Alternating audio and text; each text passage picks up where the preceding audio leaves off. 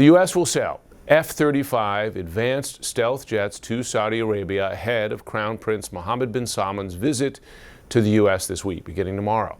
It is his first in 7 years and his first since the murder of the Saudi journalist and U.S. resident Jamal Khashoggi.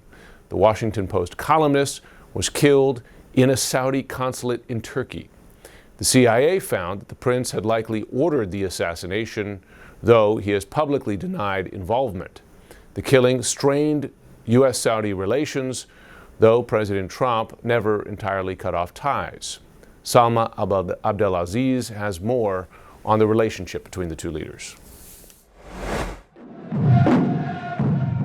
Don't expect any signs of a rupture during the Saudi Crown Prince's first visit to the White House in more than 7 years. While the Crown Prince is not a head of state, all the trappings of a state visit are planned for Mohammed bin Salman. A bilateral meeting in the Oval Office and a black-tie dinner with some of America's most powerful executives. At the top of President Donald Trump's agenda will be the Abraham Accords. He wants to see Saudi Arabia join this set of agreements that normalizes relations with Israel. It would amount to a major advancement of his signature policy in the region.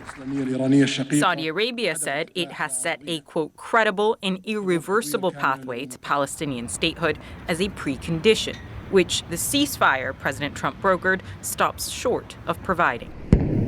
Another major issue on the agenda will be money, money, money. Before Trump's first state visit of his second term to Saudi Arabia, Riyadh promised to invest $600 billion in the U.S. A good chunk is set to go to major new purchases of American-made fighter jets and weapons, the U.S. official said. Trump and the Crown Prince are also expected to sign a defense cooperation agreement, though a formal treaty would require congressional approval. Unlikely to be a topic of discussion is the kingdom's human rights record and the murder in 2018 of prominent journalist Jamal Khashoggi, which caused a schism in U.S.-Saudi relations. A CIA assessment later found the prince had likely ordered the assassination, although he has long denied any involvement. Critics accuse the Trump administration of foregoing human rights concerns for weapons and trade. But Trump has long cultivated a close relationship with the kingdom's de facto ruler, and this visit is set to only deepen their alliance. Salma Abdelaziz, CNN, London. Well, joining me now here in Washington is Hanan Alara Khashoggi. She's the widow of Jamal Khashoggi. Thanks so much for joining. Thank you very much for having me, and remember Jamal. I wonder, is it difficult for you to watch the images, and you'll be seeing them tomorrow, of the U.S. president welcoming the man who the U.S. has found likely ordered or at least approved of the murder of your husband? How will that be to see? It is very painful for me. It's very painful for me. It will be better if Jamal was here and receiving the Crown Prince by himself and meet with him and share with him his vision and mission and all of his idea.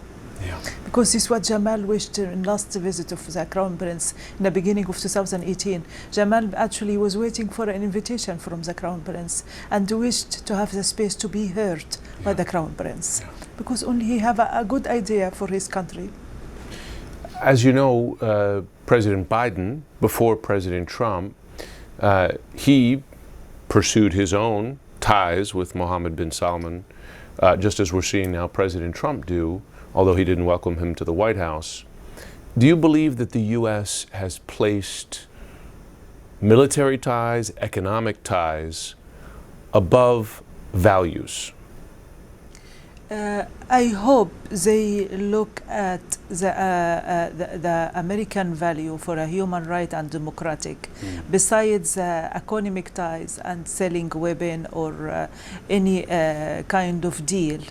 It have to be also, there is something missing there, which is looking for the real justice and applying the human rights and the value of the U.S. We look at U.S. like the leader of these great values.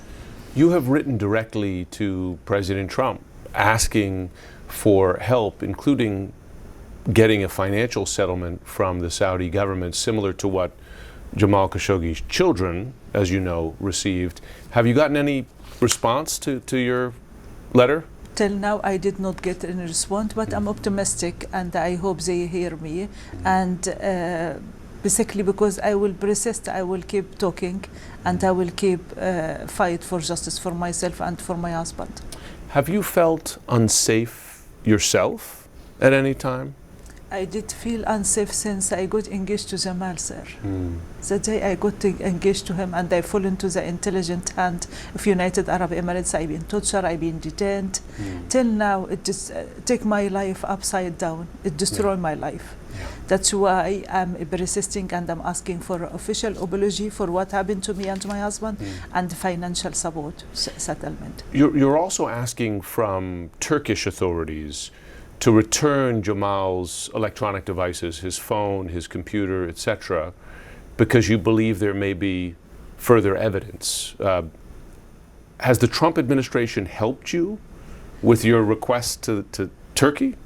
We done the request in previous administration, but I hope I can get the President Trump administration help in this, because I'm persisting to retrieve his devices, because my devices, we have a proof it has been infiltrated, and in fact they watching me since 2017. Of course, I didn't know this before I fled to America. And what about the victim himself? Yeah, they put this software on your phone, you believe, that tracks everything that you do. Yeah, they did, and we have evidence, strong evidence. We have a citizen lab report with the ex-CIA expert. He looked after my devices, and he did have a proof. It's since 2017. They are watching me to track my husband through me. Your husband's final piece for the Washington Post before he died, sadly, in that he urged for freedom of expression. I'm going to read for our audience one quote from it. Arab governments have been given free rein to continue silencing the media at an increasing rate. There was a time when journalists believed the internet would liberate information from the censorship and control associated with print media, but these governments, whose very existence relies on the control of information, have aggressively blocked the internet. He was writing about this, of course, 7 years ago. Do you have any hope that his case and that what he fought for, that fight will survive? I hope so. It looks like it's difficult. That's why I have a very difficult battle to bring his ideas through. And I believe also the journalists and the media have a part to do this by helping me and to speak up and to try to get his vision and mission out. Yes, I hope it will. And Saudi Arabia and the Middle East deserve to have this freedom and justice and democratic and at least tolerance to listen. Which is we missing really. I think, well, we all wish for tolerance. Hanan, thank you so much. We hope you get answers to your questions, and we hope that you find peace as well. Thank you very much, Thank sir. you for joining. Thank you.